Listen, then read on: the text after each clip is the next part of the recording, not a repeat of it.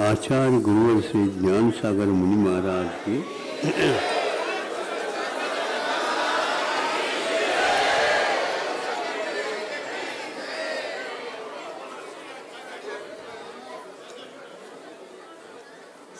आप लोगों ने वैसे अपनी आंखों से देखा होगा,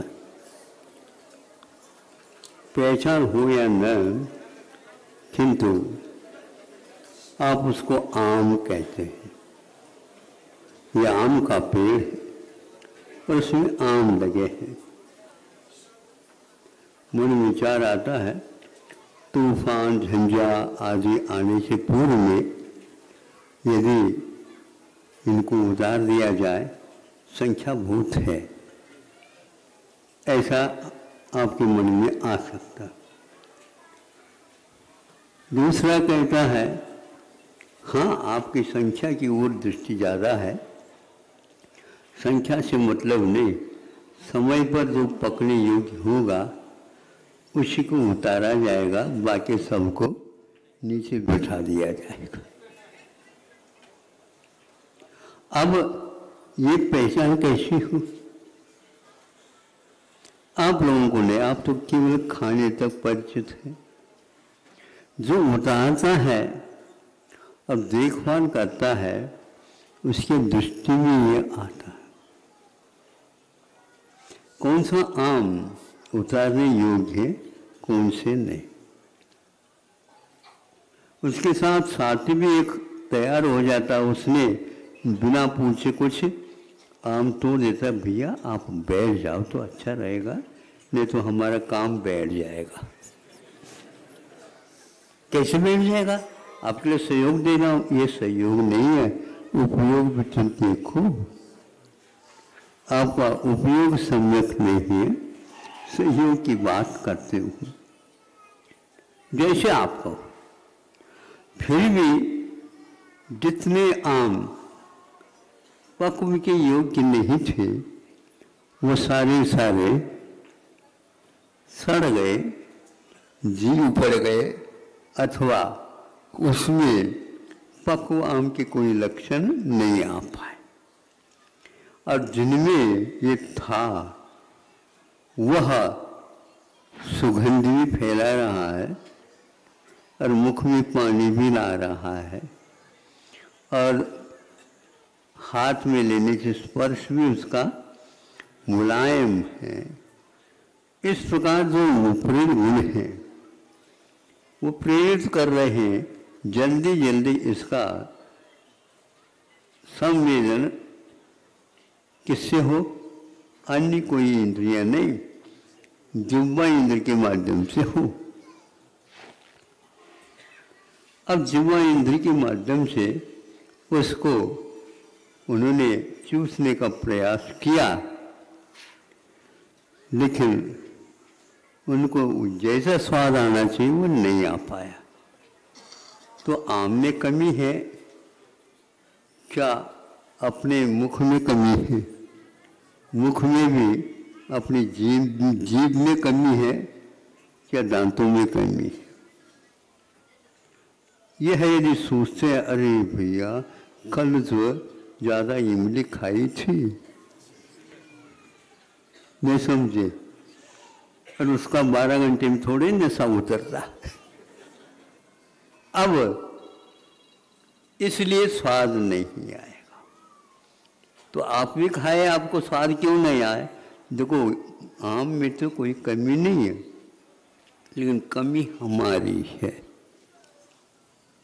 आप लोग आते हैं, दूर से आते हैं, बिल्कुल ठीक है।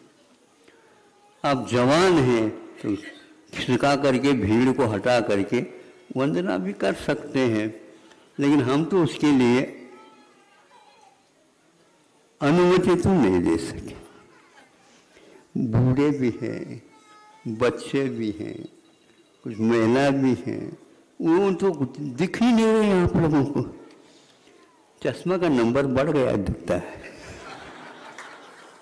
हाँ, सोचना तो चाहिए। सभी इन्हीं भावों के साथ आते हैं। यदि लाइन लगा दी जाए ये सब समस्या का हल हो जाएगा।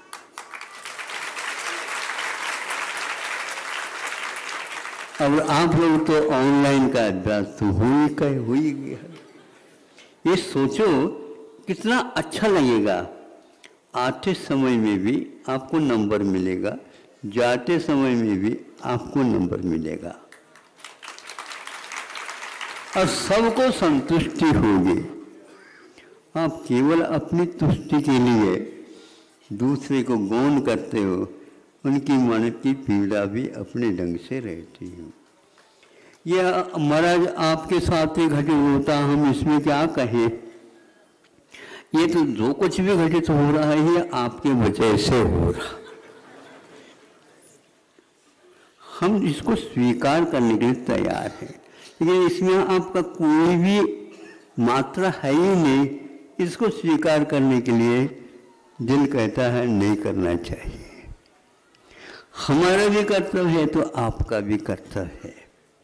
परस्पर उपग्रह जीवानम, आप लोगों ने सूत्र तो पढ़ा होगा। हाँ महाराज पढ़ा है और शोध परक ग्रंथ भी इसके ऊपर लिखा हो, लेकिन आपका बोध कह रहा है शोध तो धूल, किंतु दूसरे से हटा करके प्रतिशोध करके आप वंदना करना चाहते हैं।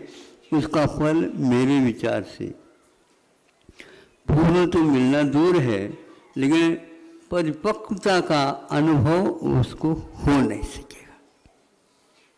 ये इसलिए कह रहा हूँ, कल ऐसे 2-3 घटना घट गई थी, घटती ही रहती है, लेकिन कहाँ तक मैं कह सकता हूँ। 10-1 मिनट के लिए माइक मिलता है, उसमें आपके थोड़ा मैं कैसे कह सकता हूँ, लेकिन फिर भी आप तो सुनते सुनते पुराने हो गए, इन बातों को तो दोहराएंगे अवश्य। अब आगे हम बढ़ते हैं। दूसरे ने परख सब कुछ कर लिया था, पूछा आपने क्या पहचान करके दूर से आम को देख करके और उन आमों को उतारा। उन्होंने कहा है तो सारे सारे आम हरे, किंतु ये थोड़े से उसमें दे देंगे तो ये हरे भरे भी पीले पीले परिपक्व, और जो ही पीला रंग आता है, ये नियम नहीं है, हरे के साथ भी है, लेकिन उसके साथ साथ खुशबू भी फूट जाती है। ये दोनों गुण अभिव्यक्त क्यों नहीं हुए थे, वो है सूर्य प्रकाश में रहते हुए भी सूर्य के द्वारा ऊष्मा जो मिलना चाहिए अभी अपेक्षित थी। उठने काल यदि मान लो उतारते नहीं तो संभव है कि बहुत बंदरों के और पशु पक्षियों के माध्यम से ये सब झड़ जाएंगे और हमारे हाथ तो खाली रह जाएंगे। तो फिर आपने उतारा, ऐसा कौन सा गुण हमें भी बताओ, देखने मात्र से ये पक्व के योग्य है। देखो ऐसा है, ऊपर भले हरा हो, किंतु एक आध आम को देख लो और उसको थोड़ा से कोर उससे उतार दो, फिर उसमें देख लो आप, उसमें यदि पीला के अंश आ रहे, पीलेपन के अंश आ रहे हो, वह हरा नहीं दिख रहा है, पिलाई की ओर है। यही एकमात्र उसका गुण है कि वह अब निकट समय में परिपक्व होने वाला, और उसके साथ साथ इसकी खटाई भी समाप्त होकर के मीठी अवस्था में आ जाएगी, और इसके साथ साथ इसमें खुशबू भी फूटेगी, तो आप उसको छुपा नहीं सकोगे। इस प्रकार ये गुण तब आते हैं जब हमारे पास भेद विज्ञान हो। आप लोग अचार के समय पर ही उसको उतारना चाहते हैं तो खट मीठा तो लगेगा नहीं, उसमें खट मीठ और उसमें मसाला सारा सारा डला हुआ है। उस मसाले के साथ अचार का स्वाद तो आप ले सकते हैं, लेकिन पक्व आम का जो स्वाद होगा, बोलो क्यों नहीं मिलेगा? वही आम है ना, लंगड़ा आम वही है, हापुस आम वही है, तो तब वही है, लेकिन उसका काल मर्यादा नहीं आई। तो आप लोग अपने बच्चों में इस प्रकार की काल की मर्यादा के संस्कार डालेंगे और इस प्रकार से जब कभी भी मंदिरों में जाएंगे, वंदना करेंगे, दूसरे के लिए कोई किसी प्रकार की समस्या खड़ी न हो, ऐसे करके आपको प्रवचन भी सुनना है और श्रद्धान भी करना है और उसके साथ साथ और भी शुभ कार्य करना है और दूसरे के लिए भी करना। भैया आप भी लोग अपने मित्रों को ले करके आया करो, ताकि इसमें ऊपरी नहीं किंतु भीतरी भी बोध अवश्य हो सकता है। ऊपर का बोध तो हमें बहुत बार हो गया, होता रहेगा, लेकिन भीतरी जो भाग है वह भाव परक है, उसको भी हमें प्राप्त करना है। और एक बार आप तृप्त हो जाओगे तो फिर अन्य खट्टे मीठे की ओर जाएगा ही नहीं। ये जो कुछ भी आप संग्रह कर रहे हो उस ओर की दृष्टि हट जाएगी। संग्रह करने से नहीं होता, नहीं चाहते हुए भी अच्छे संस्कार होंगे तो वह संग्रह अपने छप्पर फाड़ करके सामने आएगा। नहीं चाहते हुए भी आएगा, वो पीछे लगेगी लक्ष्मी। लक्ष्मी के आप पीछे हो जाओगे कभी भी आपकी हाथ नहीं लगने वाली, वो छाया आगे आगे बढ़ती जाएगी और आप उसके पीछे पीछे हो जाओगे। यदि मान लो पश्चिम की ओर आप जा रहे हैं, उस समय सूर्य वो पीछे हो गया, अवश्य ही वो पीछे से आते, ठहरो तो सही, ठहरो तो सही, अरे दिन अस्त होने को है इसलिए नहीं ठहरूंगा, तुम बाद में भी आ सकती हो।